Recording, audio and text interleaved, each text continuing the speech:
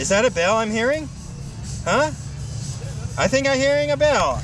Or is it the horn from a 1969 Chevrolet that's owned by James Bell? Let's take a look at this muscle car.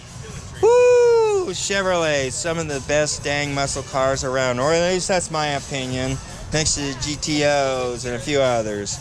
But then it's all about how you shift and the torque and the intakes and everything else. There's so many things go on that make speed, but it's also the skill of the mechanic and the skill of the driver put together that makes a winning car.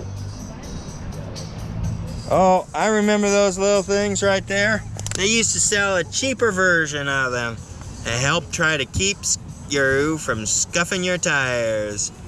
It would hit the curb right here and you go doing.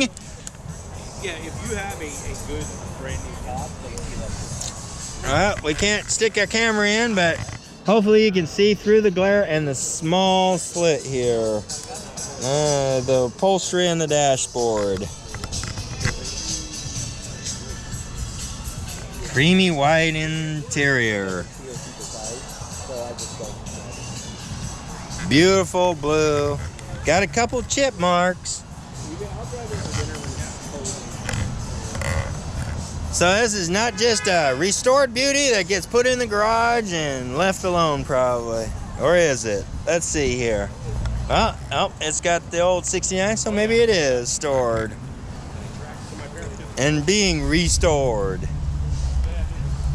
And for the respect of people that are restoring their vehicles, please do not touch, scratch, or damage their vehicles when at any car show or if you see them out and about. Be as respectful to them as you would, well, say your game system or your TV or something else that you respect. Until next time, this is Willis signing off.